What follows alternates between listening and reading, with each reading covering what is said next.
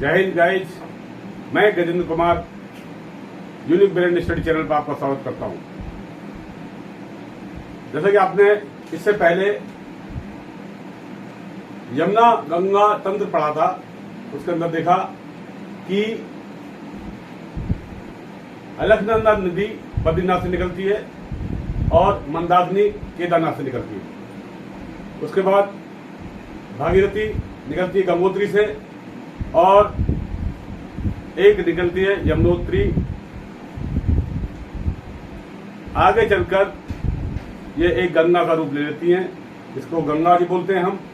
एक धार्मिक नदी है और ये गंगा नदी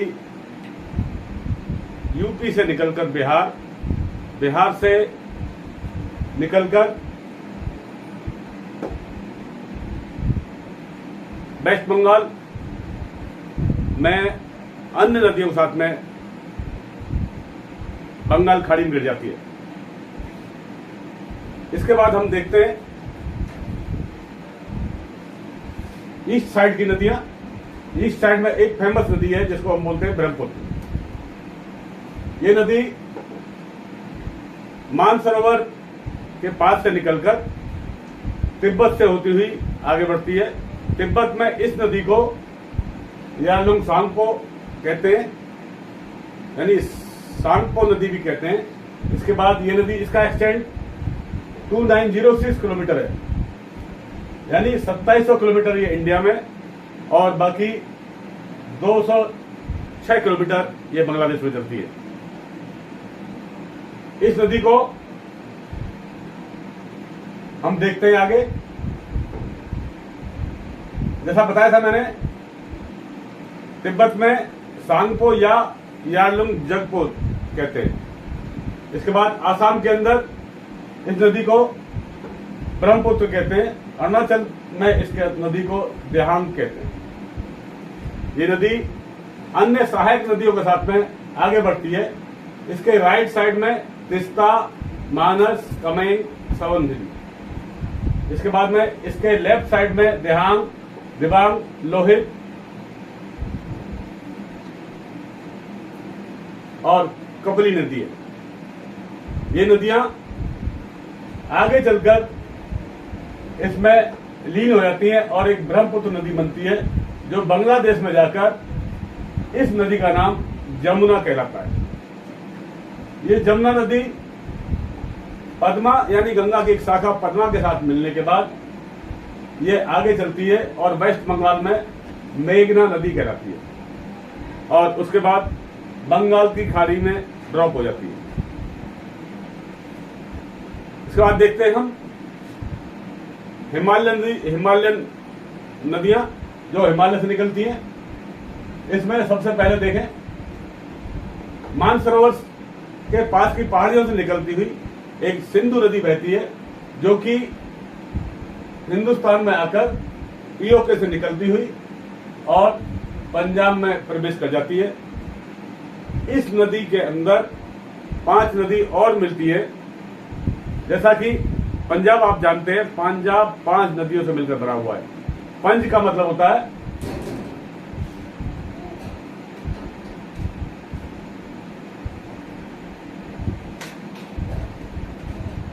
पंजाब। ये एक फारसी वर्ड है, इसमें पंज का मतलब होता है 5।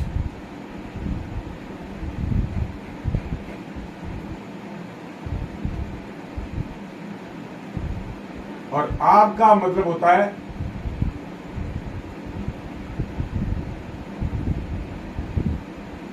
नदियों का समूह, यानी पानी का समूह।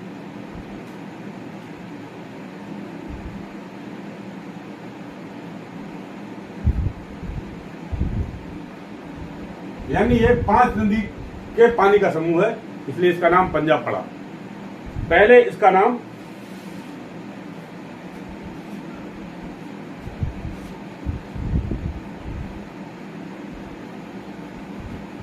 यूनानी लोग इसको पंजाब को बोलते थे पेंटा।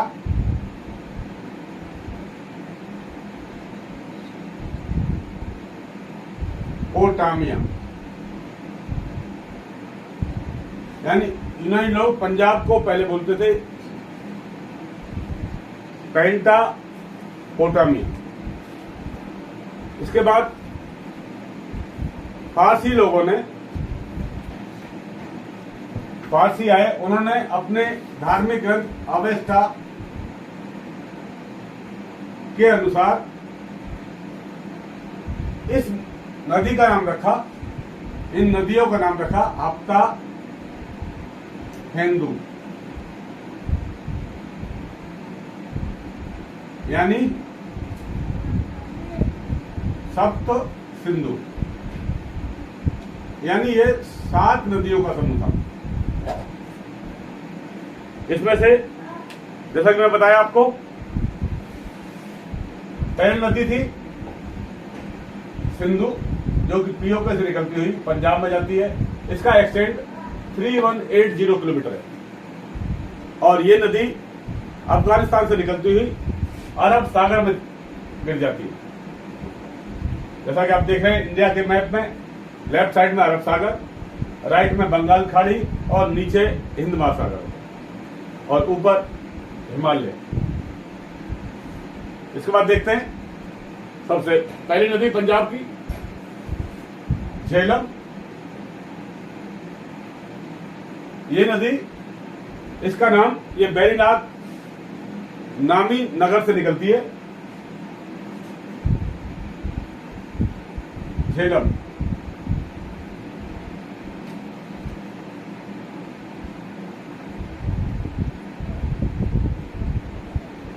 बैरीनाथ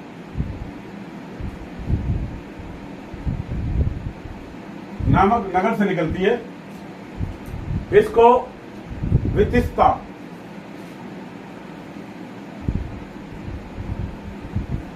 इसको वितिस्ता भी कहते हैं। इसके बाद कश्मीर के अंदर इस नदी को व्यत कहते हैं।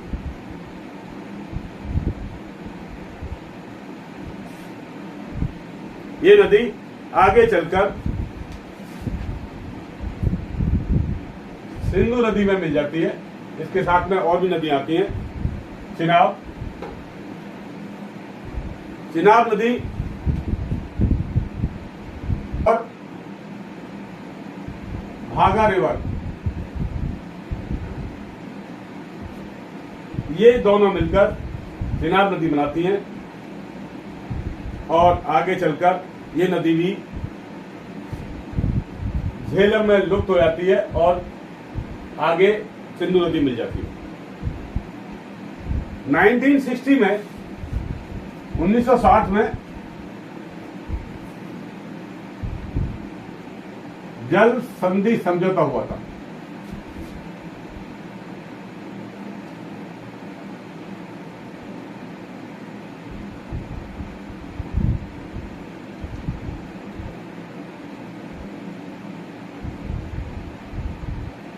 पाकिस्तान और हिंदुस्तान के बीच में जल संधि समझौता हुआ था। इस समझौते में जो ऊपर की रिवर थी, देखें, सिंधु,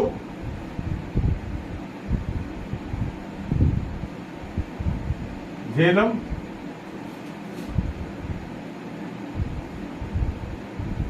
और चिनाब,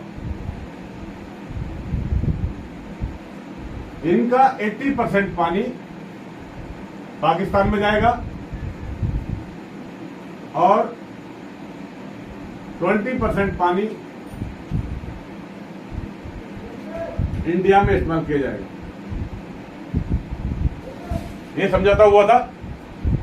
अभी बचती हैं 3 नदियां आपकी, रावी, व्यास एंड सतलज।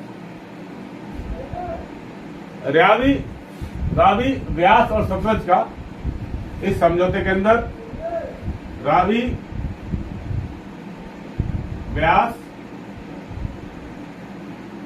सतलज,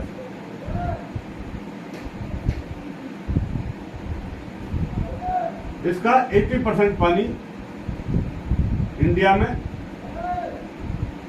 प्लस 20% पानी पाक में जाएगा। ये समझौता था।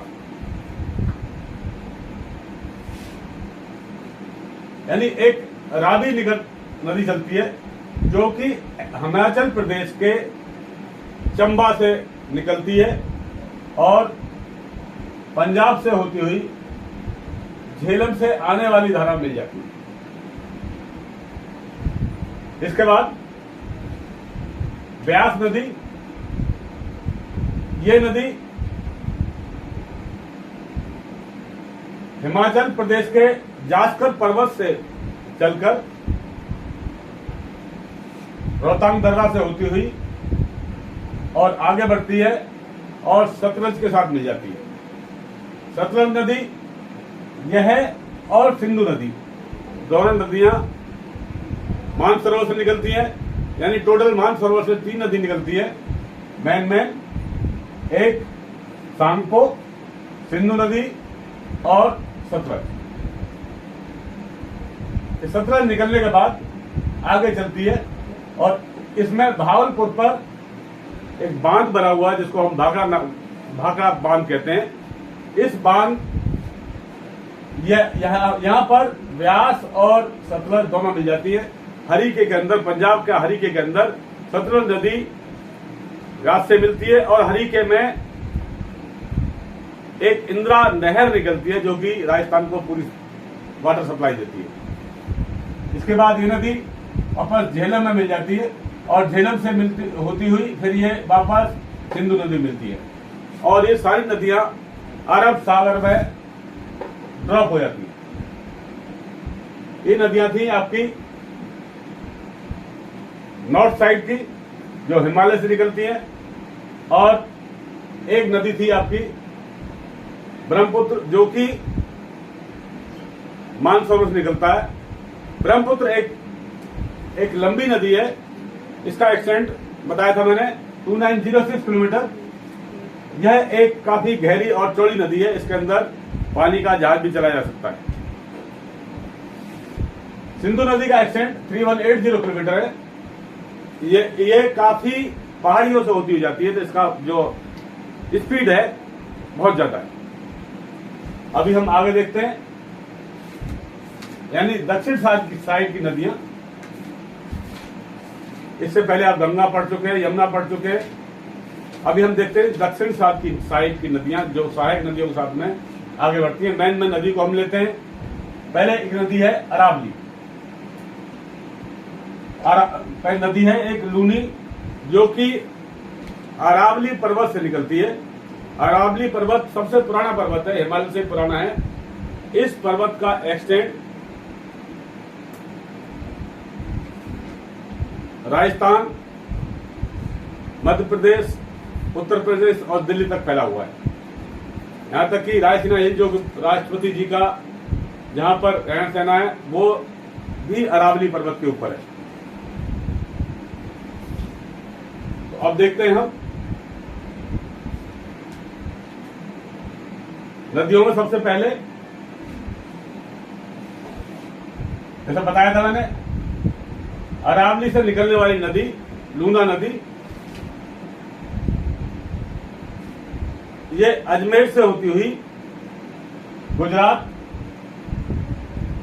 और कच्छ की खाड़ी में विलीन हो जाती है।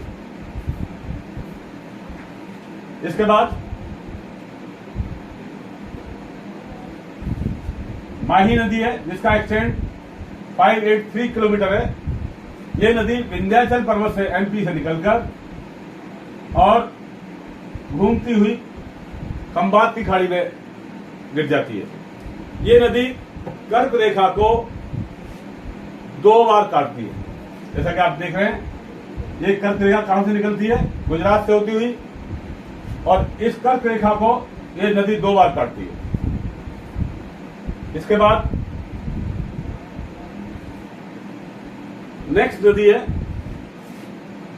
आप देखते हैं नर्मदा नदी। ये अमरकंटक की पहाड़ियों से निकलती है। यहां से 3 नदियां निकलती हैं। सोन नदी जो कि गंगा के साथ मिल जाती है। महानदी जिसका एक्सटेंट 851 किलोमीटर है। ये नदी बंगाल की खाड़ी में गिर जाती है। महानदी के ऊपर हीराकुंड बांध, सतलज के ऊपर दादर नगर बांध था, यहाँ पर हीराकुंड बांध। इस अमरकंटक से निकलने वाली तीसरी नदी नर्मदा नदी है, जिसका की एक्सटेंट 1312 किलोमीटर।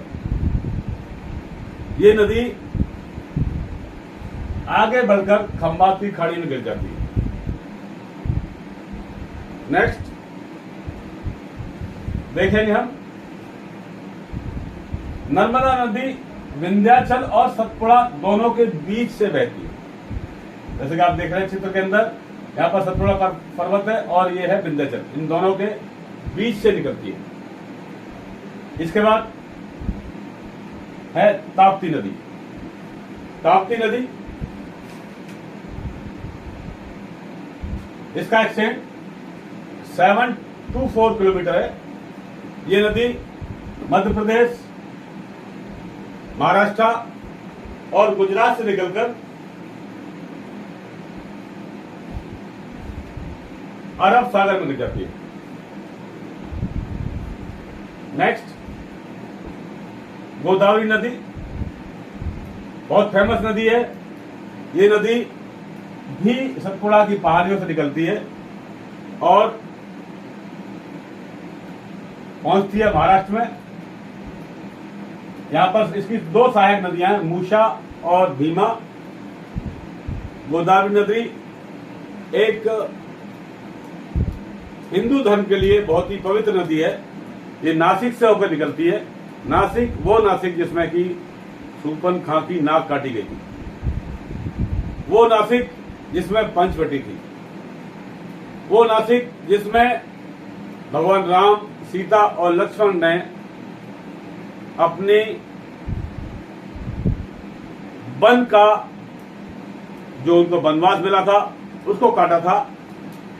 इस पंचवटी में अब भी 5 वट वृक्ष हैं और उनके बिल्कुल समीप से गोदावरी नदी गुजरती है और आगे जाकर इसका एक्सटेंट 1465 किलोमीटर है और आगे जाकर बंगाल की खाड़ी में गिर जाती है। उसके बाद देखते हैं, एक नदी है कृष्णा नदी। इसका बहाव बहुत तेज है और कृष्णा नदी के एक ये नदी महाबलेश्वर से निकलकर, यानी इस नदी का बंटवारा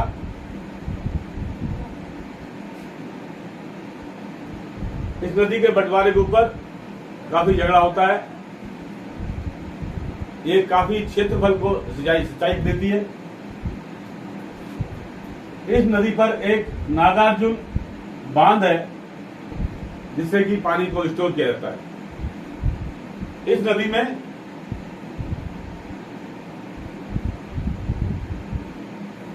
ये नदी यहां से निकलकर कर्नाटक, तेलंगाना और आंध्र प्रदेश से होती हुई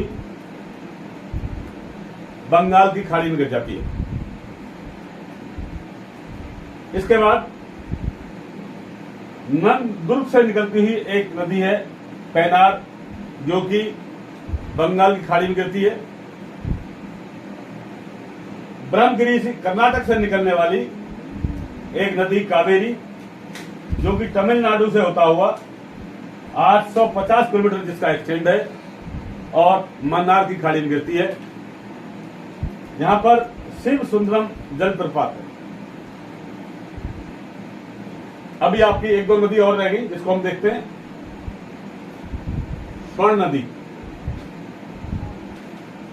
ये नदी, इस नदी के अंदर, पानी के अंदर, जैसा कि नाम बता रहा है, सोना पाया जाता है। पानी के अंदर सोना पाया जाता है और ये नदी भी बंगाल की खाड़ी में गिरती है। बाकी आप पढ़ चुके हैं, गंगा, हुगली और वेस्ट बंगाल। ये था नदियों का विवरण। अभी हम देखेंगे इसके बाद अगले पीरियड में पठार, और पहाड़ियां। यानी अभी आप नदियां, हिंदुस्तान की तकरीबन जो फेमस नदी थी आप सारा पढ़ चुके हैं। ये नदियां हमारे हिंदुस्तान को हरा भरा रखती हैं, इसलिए एक हिंदुस्तानी होने के नाते इन नदियों की जानकारी हमको जानना बहुत ही जरूरी है। तो आगे देखेंगे हम पठार और पहाड़ी क्षेत्र। तब तक के लिए जय हिंद,